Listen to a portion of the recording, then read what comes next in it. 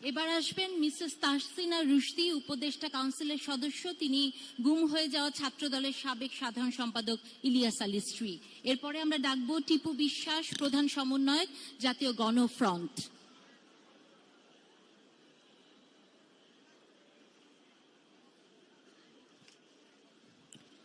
বিসমিল্লাহির রহমানির রহিম।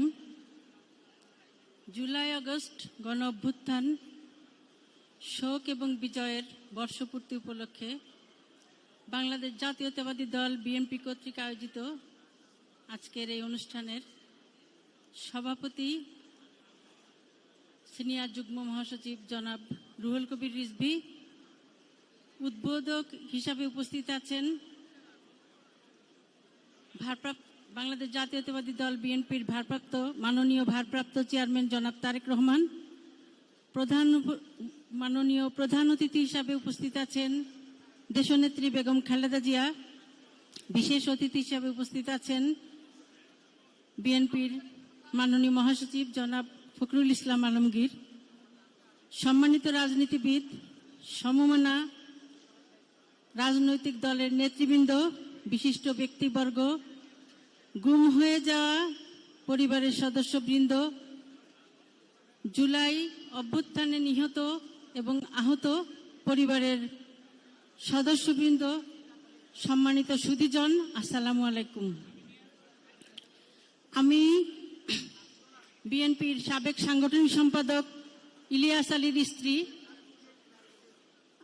ইলিয়াস আলীকে, আমার স্বামীকে গুম করা হয় 2012 সালের 17 এপ্রিল।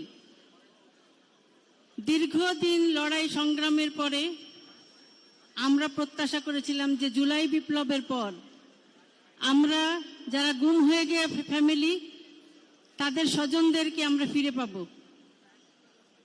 তারপরেও আমরা আশ্বস্ত এটা ভেবে হতে চেয়েছিলাম যে আমরা তাদের গুম হয়ে যাওয়া পরিবারের সন্ধান অথবা তাদের পরিবার বিচার পাবে।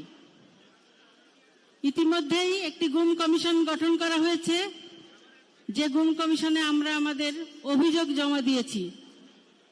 কিন্তু দুঃখের বিষয় এটাই যে 4-5 গুম কমিশনে অভিযোগ জমা দেওয়ার পরে এই গুম কমিশন থেকে বারবার ফোন করে আমাদের কাছে জিজ্ঞাসা করা হয় যে তখনের পুলিশ অফিসার কে ছিল, কে কি করেছিল, তারা সমস্ত তথ্য আমাদের কাছ থেকে নিতে যাচ্ছে।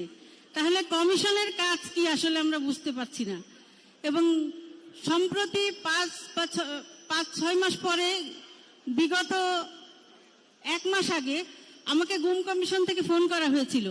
ফোন করে আমাকে জিজ্ঞাসা করা হয়েছে যে আপনার পরিবারে কি কেউ গুম হয়েছে এবং উনি কি ফিরে আসছেন কিনা। তা আমি বললাম, ভাই আপনি কোন দেশে বাস করেন?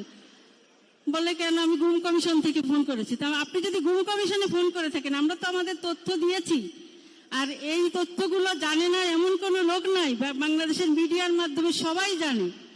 কিন্তু উনাদের আসলে কাজের গতি কি আর উনাদের এই বিষয়গুলো কতটা গুরুত্ব সেটা আমরা আসলে বুঝতে পারছি না।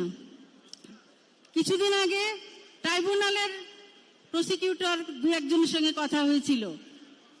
তো উনাদেরকে আমরা বলেছিলাম যে আপনারা যে গুম কমিশনে কাজ করছেন, এই গুম কমিশনের সাথে মিলে যে আপনারা ট্রাইব্যুনালে কাজ করছেন, তো গুমের তো কোনো এখনো আইন হয় নাই।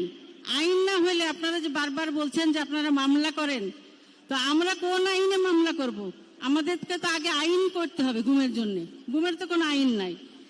তারপরে গুম কমিশনের বিভিন্ন ধরনের মিডিয়ার মাধ্যমে আপনারা যে বক্তব্যগুলো দিচ্ছেন, এখন তদন্ত চলাকালীন সময়ে কোনো বক্তব্য মিডিয়াতে প্রকাশ করার কোনো এখতিয়ার নাই আমরা যতটা জানি। কিন্তু দেখা যাচ্ছে আপনারা মিডিয়াতে এসে বিভিন্ন ধরনের কথা বলছেন, অথচ গুম নিয়ে আমরা কেন মামলা করছি না সেটা নিয়ে আপনারা বেশি। আমরা তো সেই 12 সালে আমরা জিডি করেছি এবং হাইকোর্টে রিটও করেছিলাম। তো আজকে আমার প্রশ্ন যে বর্তমান সরকার যে কাজ করছে বলছে, তারা এই মানবতা বিরোধী অপরাধের জন্য রাষ্ট্র কেন বাদী হয় না? এটা তো উচিত ছিল, আমরা মনে করি যে রাষ্ট্রবাদী হয়ে এটার বিচার করা।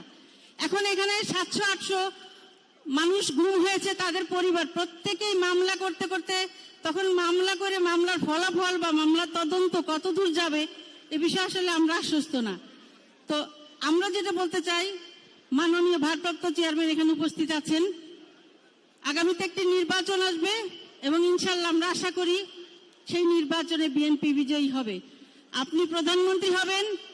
আপনার কাছ থেকে আমরা আশ্বস্ত হতে চাই, আজকে গুম পরিবারের সদস্য হিসাবে আমি সমস্ত গুম পরিবারের পক্ষ থেকে যে গুম পরিবার এবং এই মানবতা বিরোধী অপরাধের বিচার বিএনপির পক্ষ থেকে হবে সেইটুকু আশ্বস্ত আপনার কাছে হতে চাই। ধন্যবাদ সবাইকে। আসসালামু আলাইকুম।